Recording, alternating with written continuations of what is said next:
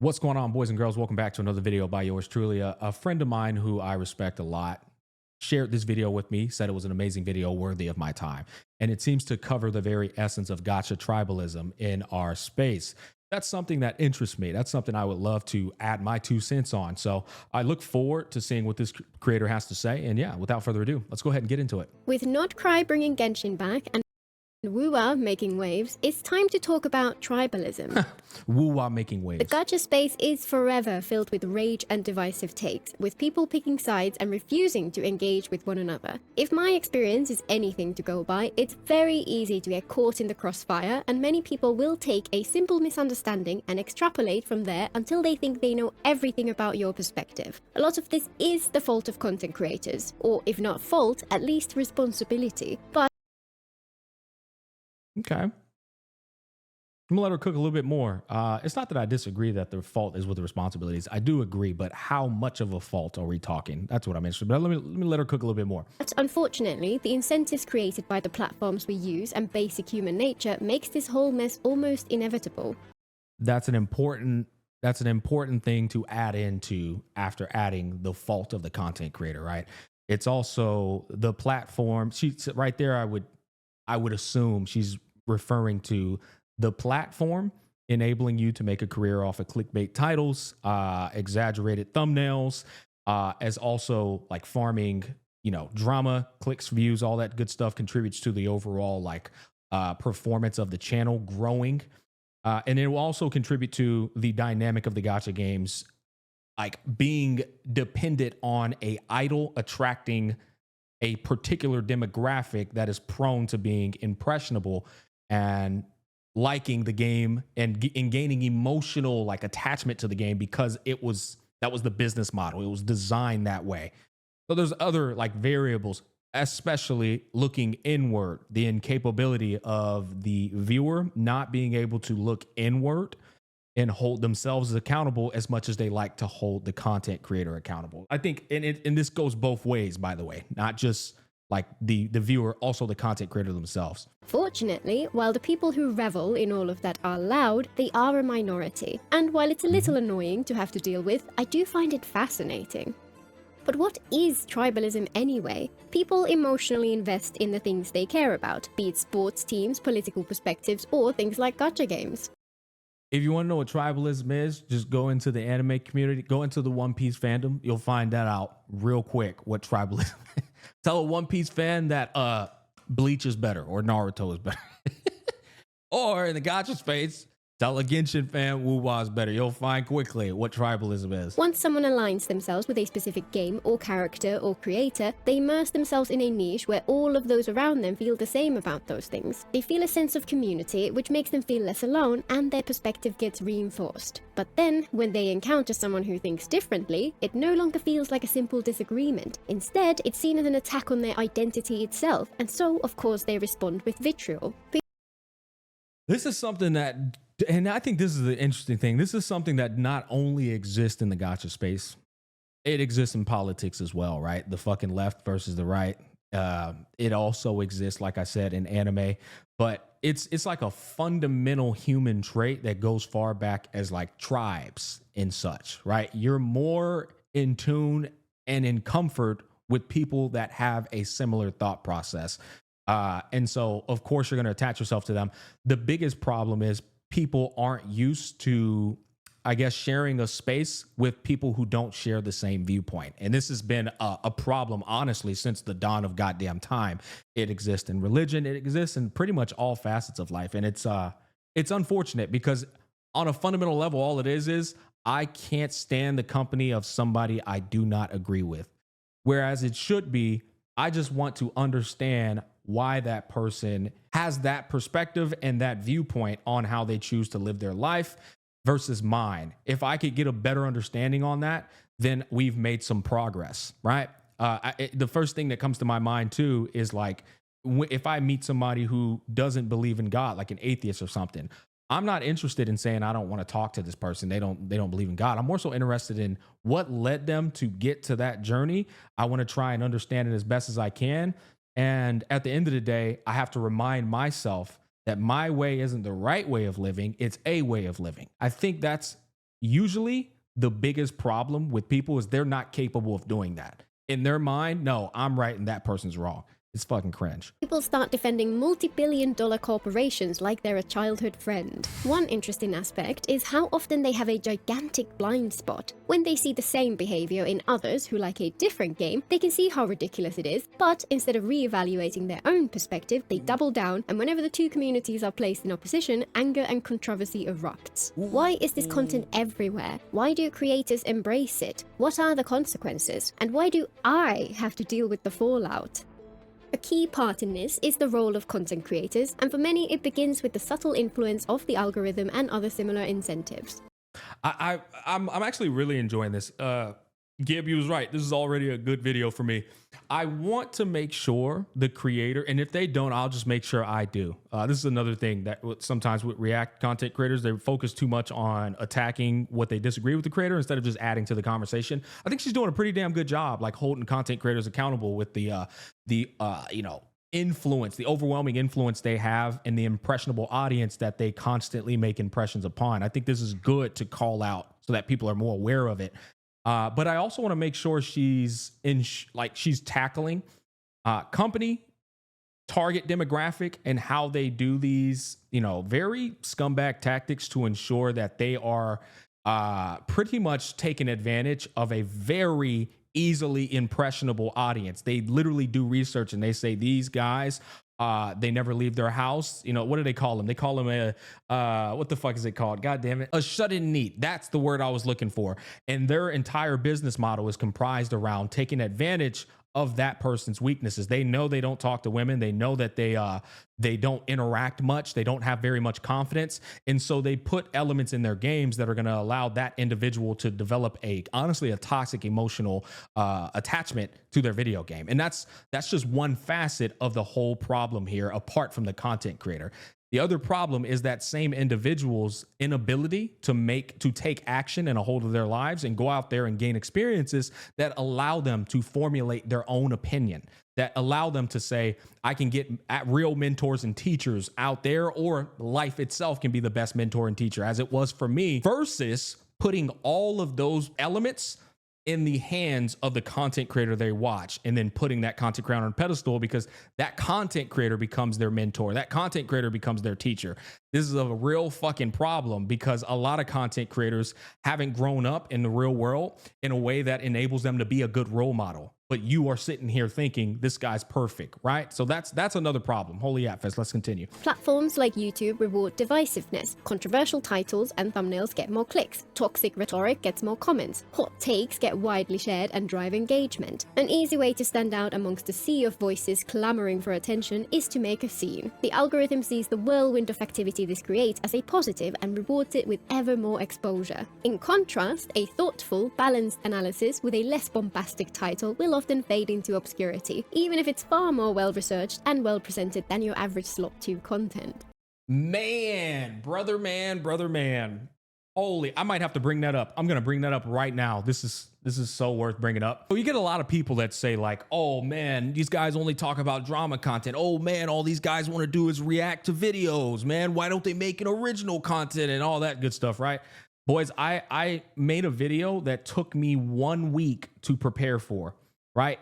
This is a lore video and it's incredible. I dare say it's easily top 3 greatest lore videos for 2.5, or like the coverage in the review of 2.5. Nothing but overwhelming positivity down below in the comment section on it. 27,000 views took me 1 whole week to make versus breaking Kudo leaked cinema again, official Augusta, this took me a grand total of 25 minutes to make, right? 1 week to make, 25 minutes to make. This made me $300. This made me $70. You wonder why you see a lot more React content, a lot more drama slop coverage than you see original content or people who cover things like lore and stuff.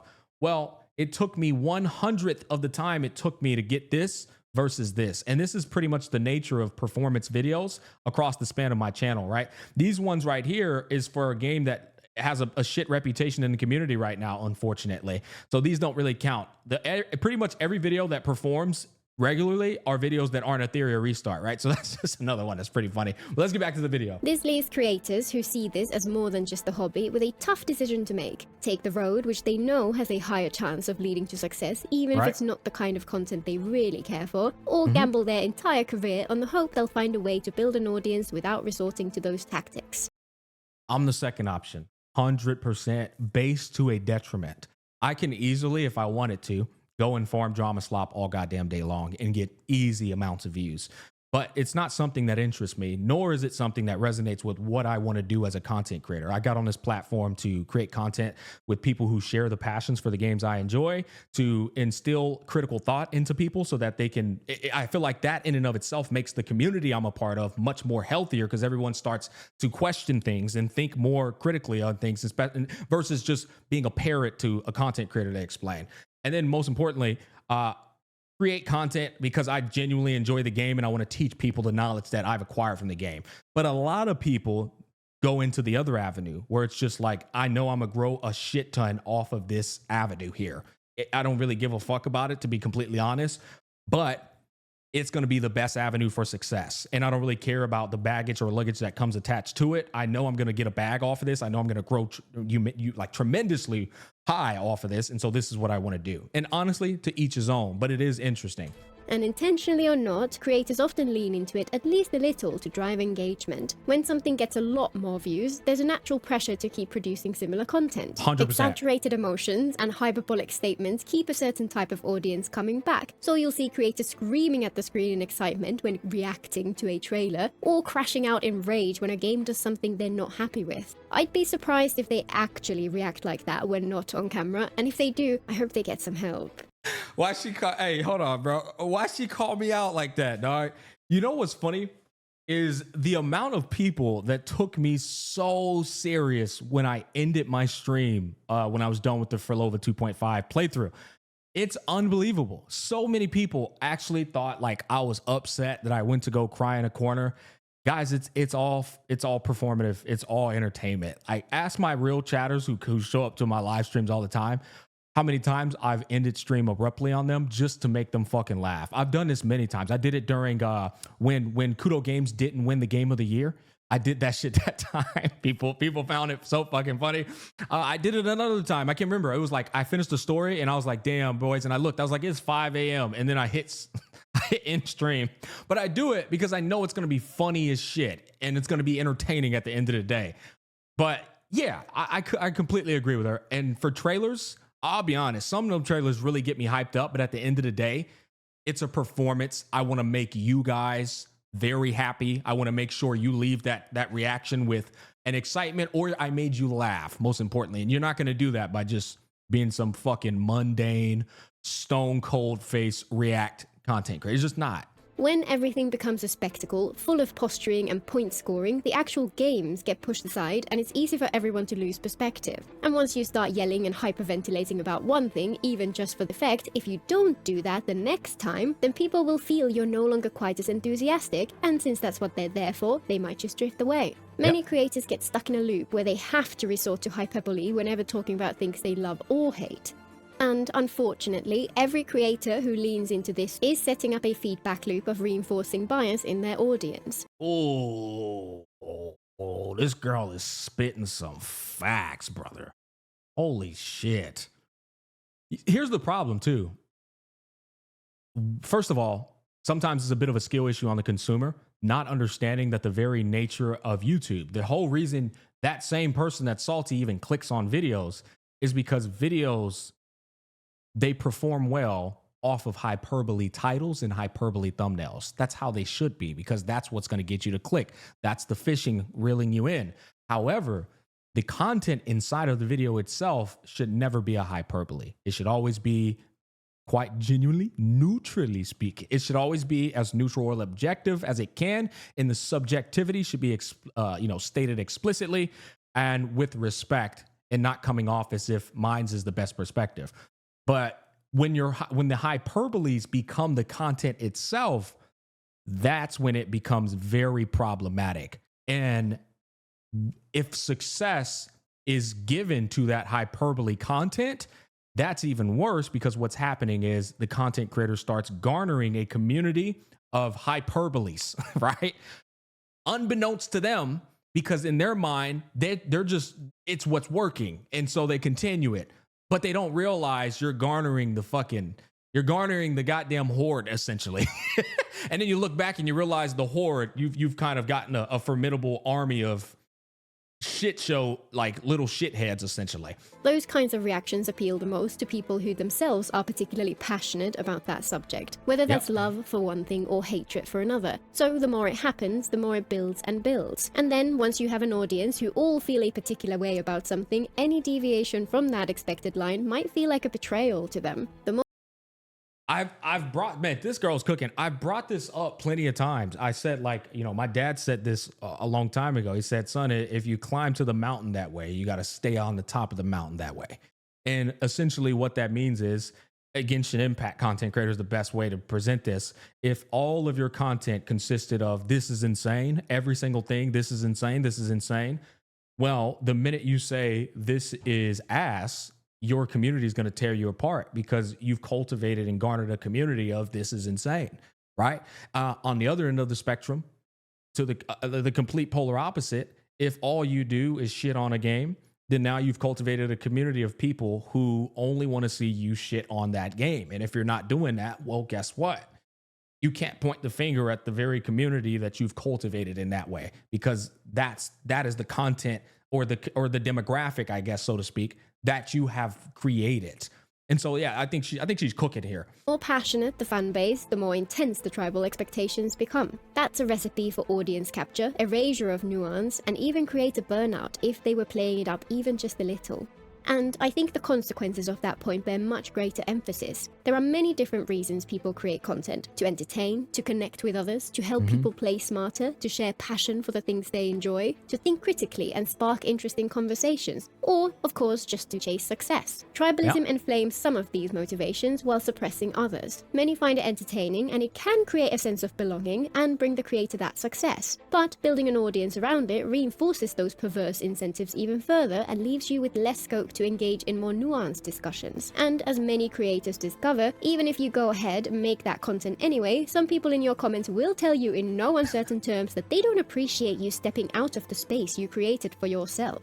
Oh yeah, absolutely, man. I mean, this is the thing, man. It's like, I mean, there's a situation happening right now with this. Right now, there's people upset at Tech because he has taken the path to cover more mainstream drama. Honestly, pretty much cover the same thing he's covering, but he's now doing it on the mainstream space where he's covering the more bigger content creators. He's talking about the more controversial things with regards to the platforms such as Twitch and Kick and such, right? But a guy like Tech, who's been in the gacha space for I don't know, I correct me if I'm wrong, it's somewhere around 6 years, covering only gacha content 98% of the time, to pivot like that and step into a different realm, regardless of whether it's similar content or not. Oh, the gacha Andes. Oh, brother. Yeah, they're definitely going to have a problem with it because most people don't consider circumstances outside of their own, right? Their source of entertainment was gacha territory. And well, regardless of whether it's a good business transition for Tech, they don't give a fuck about any of that. And that's just the reality of it, to be honest. But on the other end of the spectrum too, if you're somebody who makes that transition though, and then you were to go back and say, yeah, this stuff, I don't see how people are interested in this, I could see them giving you pushback for that as well, because for the last 6 years, you were interested in it, right? To be completely fair, I'm just shooting from the hip here off of a scenario that quite literally is applicable to this. It is applicable to this, to be completely fair. Instead, many find themselves in a downward spiral with no way to get out. And unfortunately, whenever all of this is normalized, it spreads out into the rest of the space as well, and other creators who did not make those same choices have to deal with the consequences too. I don't like respectfully, I don't like the wording of these content creators have to deal with these consequences too, as if these content creators are, I don't know, innocent. Nobody's innocent covering gacha games, guys. Nobody is, right? walked into a space. I'll just put it this way, and I want to make sure we're clear here. I'm not calling gacha players mentally retarded, although some of y'all give the term a run for its money. If I take on the job to become a mental psychiatrist, if I want to go and treat schizophrenics, right, I should know damn good and well that whatever schizophrenic problems I am dealing with, I signed up for that, right? Case in point, if I go into the gacha community, whom I know good and goddamn well, there is a bouquet, an abundance of parasocial, chronically online children, adult, babies, immature people in mass at large that I am going to attract and captivate, then I should be aware of what comes with that territory, right? You know what you're getting yourself into. You know how easily impressionable these people are. You know how much their emotions are clinging to these video games. You can't be that content creator saying, oh, I got to deal with what this content creator is doing over here. I mean, you're in the space, man. You know what I mean? You're in the muddied water. That's what I will say about that.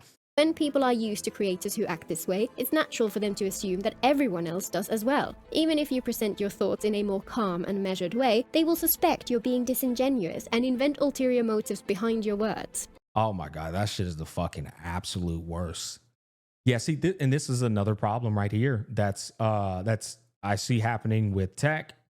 I see happening with Jen. I see happening with myself. Saying, like, honestly, every content creator eventually is dealing with this right here, where the chronically online, once again, Parasocial starts, I mean, just schizoing out full blown and just starts like concocting scenarios in their head and reaching, bro, go reach about who you are as a human being, what your motive was for making a video or making a business decision. Like, they just start going off the fucking deep end with it. And it's like, brother, what? I'll just keep it a buck with you, man. Hey, I did it for the bag, period. It was nothing else. Or, hey man, I lost interest. It's not as deep as you're making it out to be. You know, so it's funny like seeing this, bro. I'm here because there are things I feel compelled to talk about. If that brings in an audience, then that's amazing. And I'll always appreciate. Holy shit, we're at 23 minutes already. This video has stimulated my brain. Anyone who takes the time to hear my thoughts. But I still talk about the same things, even if it didn't. But unfortunately, thanks to the state of things in general, there's no way to convince some people of that fact.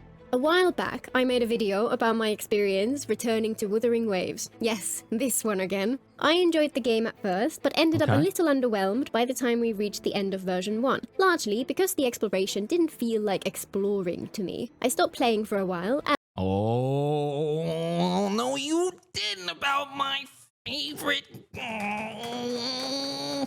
And I didn't make a video like why I stopped playing Wuwa, because at the end of the day, it was a very good game with a clear target audience, even if it wasn't for me. Then, when version 2 dropped, I tried it again and found that the changes to the exploration made it feel fantastic for my preferences. A perfect opportunity to make the kind of video I enjoy. One which explores the pros and cons of different approaches to game design and praises the devs for making such huge improvements for people like me, without making it any less fun for the people who had enjoyed the game before. That's an incredibly hard balance to strike, and it deserves far more recognition. I went out of my way to make it clear that even in version 1, for many people who wanted something different from the game, the choices we were made were objectively great. They don't care about any of that. They don't hear none of that. The very meaning of selective hearing belongs to the gacha player, right?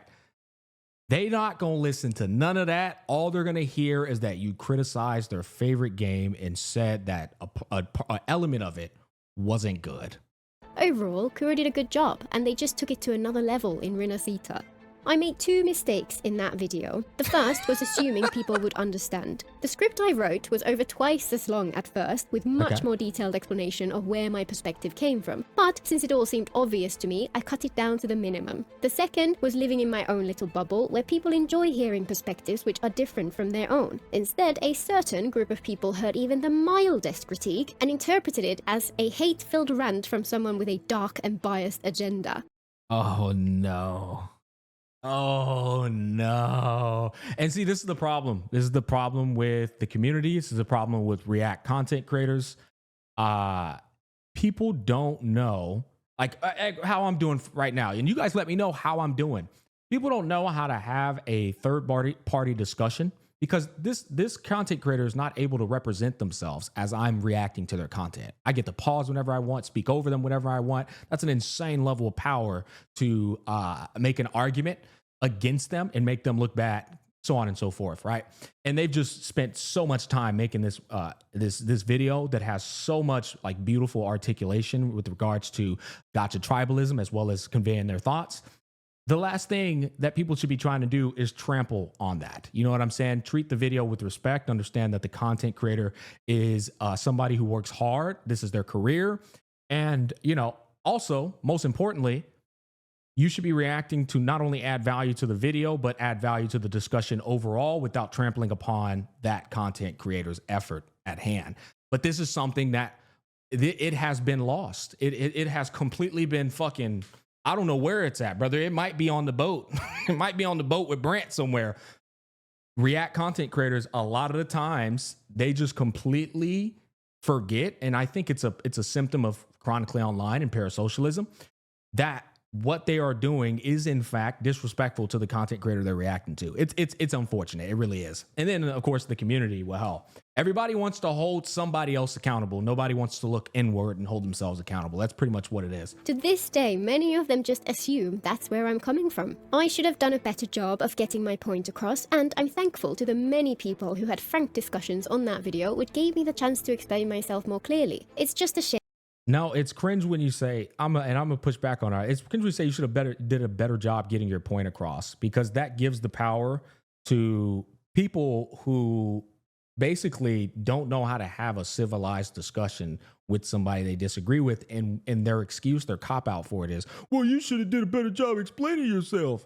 Well, on the other end of the spectrum, it's not as deep as the attack you put on the video. It's not.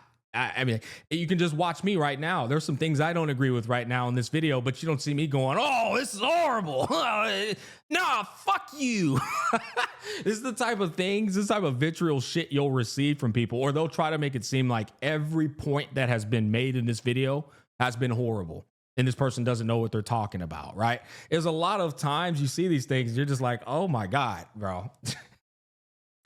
Pretend you're in real life and you're having a conversation with this person for real in real life, because that's how you should be carrying yourself with the discussion. That some people are so tribalistic that they can't even bring themselves to hear a different point of view. The main change this has led to in my videos is that I'm more comfortable letting them be whatever length gives me the room to get my point across, even if it's far longer than the 10 to 15 minutes I had aimed for previously. I still try to condense them down to be respectful of people's time, but on balance, it's better to be a little more relaxed. It's still sad that people are so insecure in their own thoughts that when someone disagrees with them, they feel the need to attack, but a wise man once said, everybody when they communicate something, it's one of two things: projection or confession.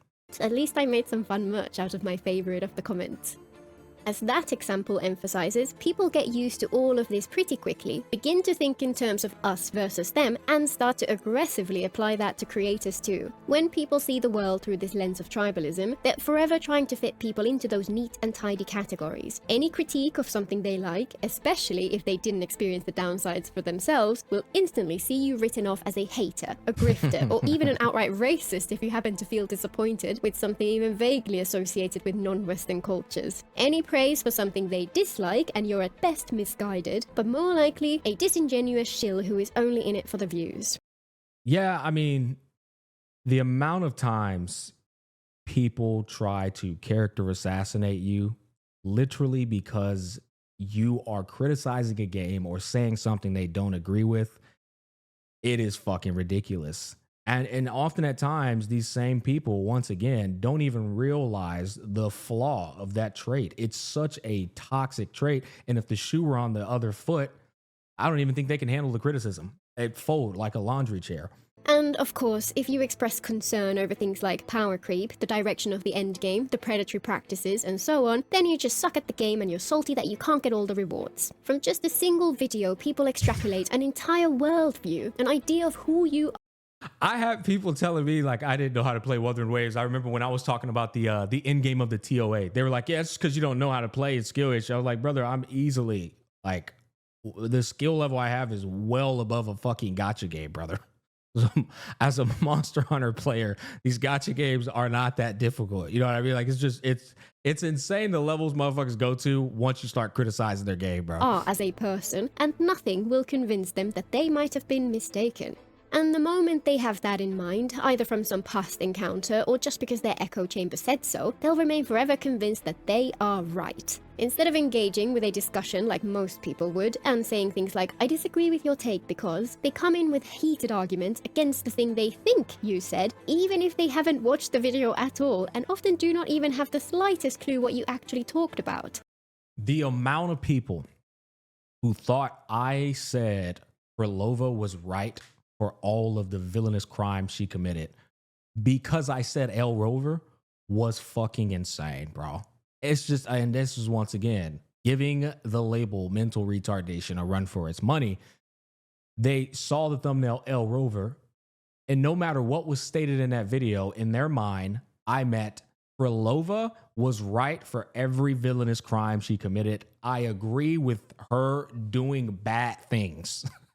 It's like, and in the video, I said multiple times, I think Rover was logically correct in his thought process. However, he was a dickhead for how he went about it. I think Krylova was wrong in what she did. However, I can understand how she got to that point due to the severe amount of trauma she's experienced, as well as betrayal. Like it's like it's the you're never escaping that gacha players can't understand nuance. You're never escaping those allegations. One of the most important skills in life is the ability to listen and to learn. Nobody knows everything. Nobody is right 100% of the time, and there is no such thing as objective fact when you're talking about opinions on a video.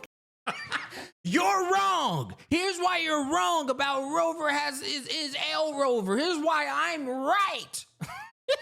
Game. Anyone who claims to that is being disingenuous or is locked into their own personal echo chamber. For anyone who does this, just know you're missing out. Here's why you're wrong on this scenario that's left open to interpretation.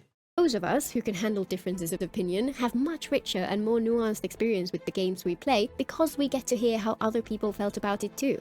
And it does make you wonder what the end game of these people is. Do they want the new people to the game to feel afraid of sharing their perspective since they know they might just get attacked for disagreeing? Do they want videos filled with more caveats than content? Do they want any strong opinions to just be left unsaid?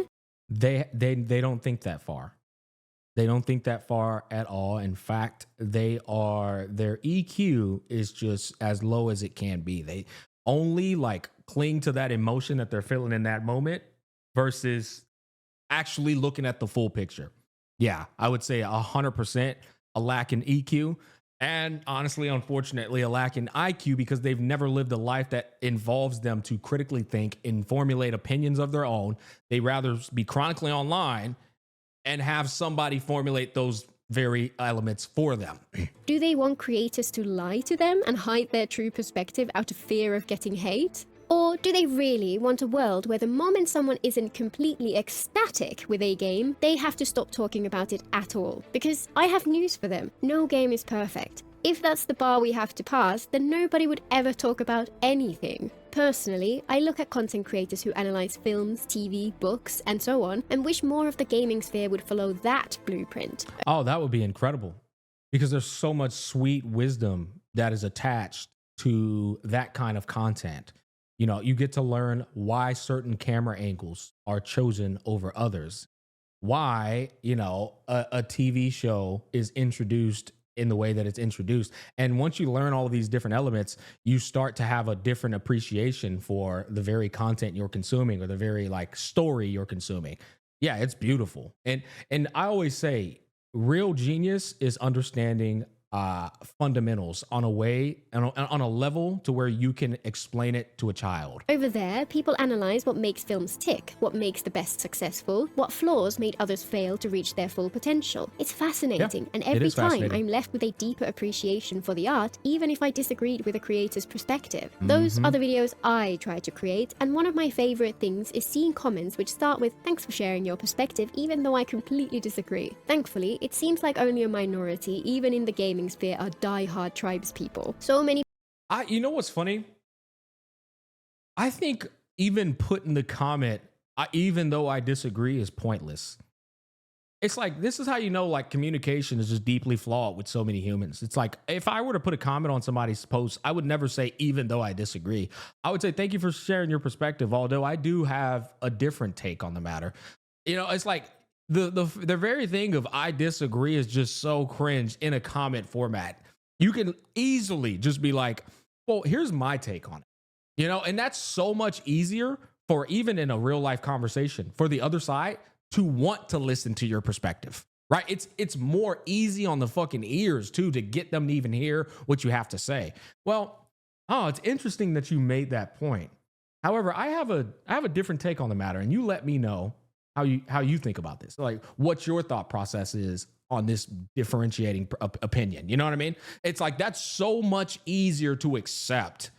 But, you know, people, I mean, at the end of the day, you could say I disagree. I just think the other party is going to be more inclined to listen to you when you're more smooth with the wording, for sure. people are open, engaged, and have such interesting things to say which bring new understanding to the conversation. The tribes people often feel louder, but, in my comments at least, the ones who want to explore ideas together are much more prevalent.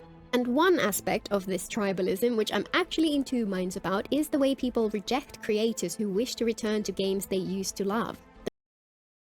I'll be honest, the HSR community, the majority of them would love for me to come back, right? It's always the loud retards who try to make it seem like they're the voice of the entire community. We don't want you back. Okay, buddy, you and all 45 of you. Okay, well, like the remaining 130,000 people who love me want me back. So sit the fuck down, little pup. The reason I'm in two minds about this is that there are, undeniably, creators who deliberately stoke the flames in the hopes of getting views, and these creators can genuinely make a community fall apart. When they move on to a different game, it can feel like a relief, because when the toxicity is gone, those who stick around have far more space to have nuanced discussions. But at the same time, many others get lumped in with this as well. I think that's a fair take to say. I do. I think it's a fair take to say. If I mean, how would I compare that to what metaphor would I use that for? I'll give a scenario. It'd be equivalent to like a cousin moving in at your house, and this cousin is absolutely fucking insufferable, right? Before that cousin arrived there, it was like it was comfort, it was home, right? But right when the cousin got there, it was like you didn't even want to go out your room to deal with that person because you already knew it was going to be a shit show. And then they move out, and you're like, oh my, thank God, bro, right? Like, I get where she's going with that one for sure. But once again, how much of the responsibility and accountability is going towards the creator versus the consumer themselves? Because the consumer, how many of them is that consumer that you pointed out earlier that just refuses to hear any form of criticism for their game? Their bias is just unbelievably fucking like high, to the point where you just can't say anything about their game. How many people are like that versus, and then on the other end of the spectrum, how many times is the creator just unbelievably biased themselves to the point where they can't even bring themselves to say one positive thing about the game, right? And then you can see it as well when they play a different game and they just pull their punches like a bunch. Like, yeah, I 100% get it, but we have to make sure that both sides are playing in this, right? It's two sides of a coin, essentially. Even creators who have always been constructive get this treatment, even if they barely shared why they moved on to something else in the first place. I would like to think that I'm constructive a lot. I've always tried my best to shoot it straight, but this is where you can put me right into this dialogue right here. I get a lot of people saying that I just hate on games, that I'm not objective at all. All I do is just completely like try to shit talk and trash things and so on and so forth, that I'm not constructive anyway at all. I get that a lot. Now I get way more agreement and you are fair than I do that, but that's not escaping the ears, you know what I mean? If they were to return, it would be a net positive to the space, yet people treat them just the same. And there are those in the middle too, people who criticize out of genuine love for the game, and maybe lean into the hyperbole because that's what drives the algorithm. It's kind of sad, but it feels like that might be the price you agree to pay when you make those kinds of choices. I'm all for giving people second chances, but I understand those who feel their bridges have been burned. I guess it just depends how far they took it and how honest they were along the way.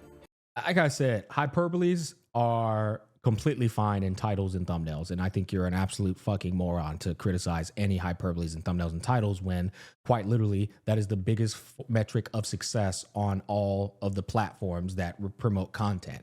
It's what drives the views, it's what drives the clicks. But hyperboles inside of the actual content is where I draw the line. Unless, most importantly, it's react content to a trailer, because we all know there's only one way to really react to a trailer of like fancy flamboyant moves and grandeur moments. It's hype positivity, you know what I mean? It's to be invigorated from watching it, unless of course it's a fucking mid trailer, then the hyperbole is completely unnecessary, right? The people in my comments who fall the most into tribalism regularly devolve into pure comedy, to the point where Where we at right here? My I experience. could half believe that they were legitimately joking. For example, ever since that video about Runacita, which I mentioned earlier, there have been a handful of people who like to comment on every Weaver video I make and to assume I'm making some unfounded criticism, even when it's the polar opposite of what my video actually says. Oh yeah, I get it all the time. Everybody gets these guys all the time. Just hide user from channel, hide user from channel, because they have no interest in understanding your point of view. They went to that video with a preconceived perspective, and if you didn't share it, they're gonna shit. Just that simple. The comments which made me want to finally make this video were from a week or two ago when I made a video speculating about Frolova. She's a prominent antagonist who had been in the story from the beginning, who was about to become playable. For I wonder if she had my perspective or the W Rover a perspective. long time, I had wanted to talk about the disappointing pattern across gachas in general, where antagonists have their misdeeds wiped away, and this was the perfect opportunity. The video explores where people's concerns came from, why antagonists and villains are so important to stories, why I disagree with the idea that evil doesn't sell, Oh, on my side of the equation. Nice. and then covers our past encounters with Frolova and the 3 paths they could have taken with her. Keep her as a pure villain, add context but keep her towards the darker end of moral grey, or Yep. turn her into an Uwu doppelganger. Yeah, they went with the moral gray. Obviously, I wanted the first or second, and I had faith that Kuro would deliver. As I said in the video, I felt the middle option was most likely. And as I'll cover in more detail in my next video, they did a fantastic job with her story, and she's a shining example of what I want from an antagonist in any game. My original video was correct on every point. And yet, the moment they played Frolova's story, these commenters piled into my video and said my take had aged like milk. Just absolute fucking retards, bro. Yep. And see, this is what you do. Hide user from channel, hide user from channel, hide user from channel. It's not even worth giving them more than 1 second of your time. And that 1 second was reading the comment. The next second was hide user from channel, bro. Because and I want to make sure you guys understand me on this. No person who is worth listening to is going to comment that. Never, ever. No person who has actually lived a full life, who has experienced things, is going to make that comment. They're just not, right? And so that's why you shouldn't even think longer than that. Apparently, I wonder how they'll handle this and hope they'll go with option B is a bad take, especially when they do indeed go with option B. It's wild to me that people will so confidently leave a public comment on something they so clearly know nothing about. While I enjoy the entertainment that comes from having these bizarre takes in my comments, I can't help but feel sad for these people who probably miss out on so many interesting discussions because of their myopia. And in the interests of balance. Okay. So this is like my experience with the Natlin story and this Natlin Designs. I'm not going to partake in this because this is where I said I don't know anything about Natlin or any of the kind. But let me tell you something, guys. This was a that might been the best video of the year for me in terms of gacha videos. Yeah, that might have been the best video. She earned a sub from Smack. She earned a bell notification. This was, look at that like ratio. 21,000 views, almost 2,000 likes. Just so you guys know, for a point of reference, 10% like ratio to view is like insane. Typically 5% is what you can strive for. 21,000 views, 1K likes. That's kind of what you strive for. This was like, you can already tell by the like ratio, it was received abundantly well. That was a beautiful video, guys. Go ahead and give her some support. I'll be able to link it down below in the description box. That's gonna wrap up all my thoughts on it in terms of my reaction. Try not to yap too much, but y'all know me, boys. I'm the yapaholic around these streets. Peace.